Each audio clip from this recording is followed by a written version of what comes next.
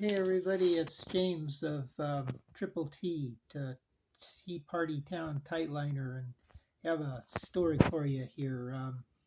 I went fishing today in my usual spot, kind of where the Neponset River meets the Dorchester Bay. Uh, the Red Line train crosses the Neponset area, John Paul Fourth Park, I think it is, area of uh, kind of the Boston area, just south of downtown Boston by maybe 10 or miles or something like that. Um, anyway, I have a video here. I caught a striper today, and with asterisk because I didn't get it over the rail. Hold on, I'm trying to find the thing. It changed since I did this. I'm looking at all my still pictures from way back when that aren't. Yeah, I went the wrong way here. Yeah, here we go. This was today, the duck that I saw. Those aren't actually duck. I was fishing kind of in this area, the corner, and so on. A boat went by. There's the boat kind of in more detail. This is the video here. So watch this. This is kind of the main action here. I remember how to start it even. Hey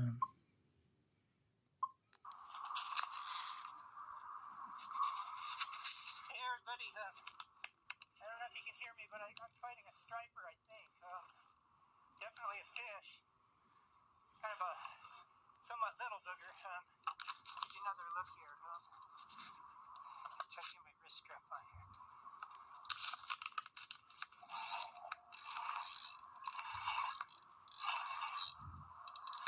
Yeah, he's a striper. Hope you can see this.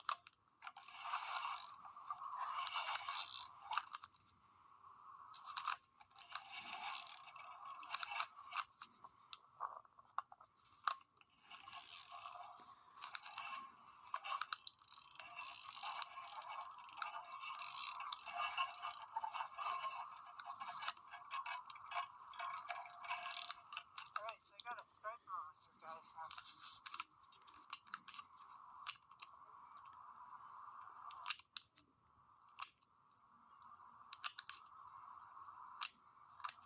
Supposed to go to 8.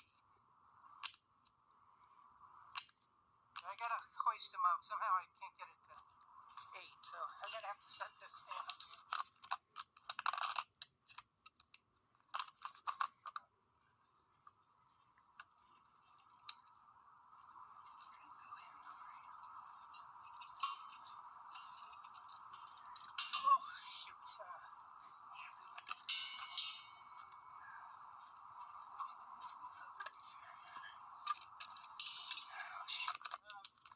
So I broke my hook off, like down there. Shoot. So anyway, I guess that's it for this video. I'm gonna switch to a bass plug to see if I can maybe grapple him. But that'll be a different video, I guess. I hope you like this. Bye. Okay, so that was kind of first thing. I ended up losing my bass plug down there. It got caught, and the fish was there, and so I ended up kind of getting inspired to kind of like walk clear down the kind of to where the rock wall is lower, and then kind of came back to the fish, and I got to the fish and I let the fish go, and I got my bass plug back. Let me see. I have this video. I don't really know what this one shows exactly. So anyway, here's the fish here. This is like the rock wall, and I went way, way, way, way, way down here to kind of the end of the rock wall. It was near low tide, so the water was kind of like missing from that area, and I kind of went over kind of to where the rocks were lower, kind of went down, stepped down the rocks to the marsh mudflat area, and then came back below the wall, came down here on foot right to where the fish is. And so I ended up picking the fish up and kind of moving it to a kind of a grassy area, seagrass, to stuck it down there. And I got the hook out, and I I got my bass plug free. It was like right here, and so I got the bass plug free, and then took both the fish and the bass plug over there, and I processed it. And then I ended up walking the fish back to about here, and I tossed it out into the water, and it was not looking like it was doing great. It was sort of like upside down and kind of floundering, but on the surface anyway. And so I ended up going back over here, and I had a problem coming back where the I kind of like slipped a little bit, and I had these shoes on, which were just black as, I mean, it looked like I'd stepped in oil, and I spent probably a good hour cleaning those off this evening. That this mud gook stuff actually sort of like washes off. It's really almost like invisible ink, and seems to do come off. That's maybe one of the reasons why I keep going back to the places. It seems so unforgiving at first, and then kind of forgiving later on. So anyway, I didn't show you this video, I don't think. I click on this. So that was my bass plug right here, but it was caught on a cable of some sort.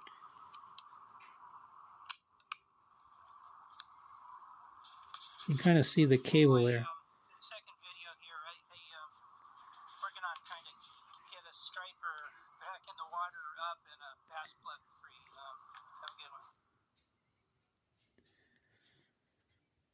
So anyway, that's that. And when I finally came back up to the top, I was like so into like how black my shoes were that I started like using grass to kind of clean my shoes off. And I was watching the striper from up on top, and it was getting increasingly um, uh, oriented again.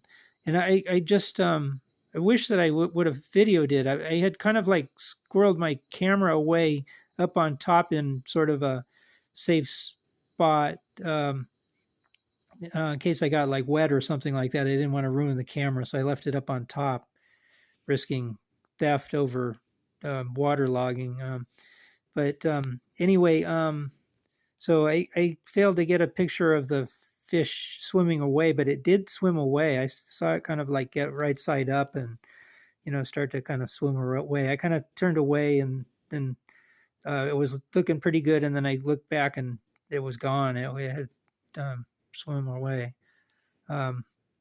So anyway, that was that. There was one more here.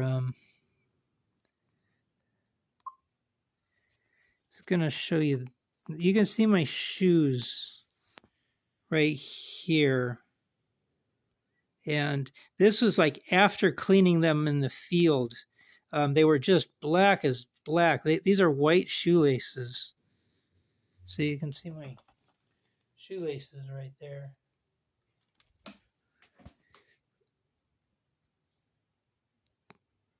That won't focus. There they go, and so on.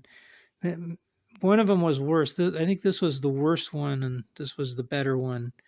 But anyway, it really took a lot of cleaning up. The sides of them were really gooky and so on. So that's a story. So anyway, I caught one striper, and it actually was bigger than I thought. It was really quite heavy. I picked it up by its mouth, and I bet it probably weighed around 10 pounds or so. And my leader was 10-pound test leader with kind of loops on both ends and so on. So, it probably had a breaking strength of maybe around 6 or 7 pounds or something like that. And it just didn't have a chance to hoist the fish up. I was trying to kind of lift it up hand over hand like I've done before, But I think the last time I did it, I had probably like about 15 or 20 pound test leader on, and this time I only had 8.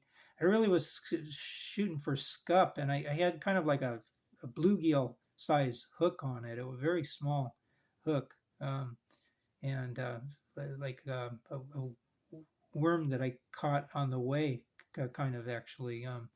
So on. It had just rained, and the earthworm was kind of wiggling around out in plain sight. So anyway, hope you like this. Please subscribe and like and give a thumbs up and so on. And don't know where I'm going with this. This is kind of frustrating. Um, I don't know. I've got kind of issues with problems there. Like I need like a drop net, but a drop net doesn't work there. Or a grappling hook. But you know, uh, I really all but lost my. But this was the if you can see that the bass plug here was a pretty good size hook, and this I've been toying with getting like a weighted hook, treble hook to do that with, but I was amazed at how quick I got in trouble with this thing. I didn't see the cable right near the fish, and the next thing I knew that I had caught the cable with the treble hook. So I've kind of lost confidence in the idea of sort of a grappling hook system. So anybody has any ideas on how to like retrieve fish from the bottom there, and hoist them up to the rail? It's probably like about a good 20 feet above the level where that fish was. I appreciate it. Anyway, have a good one. Please thumbs up, subscribe, and like, and have a good day. So long, James.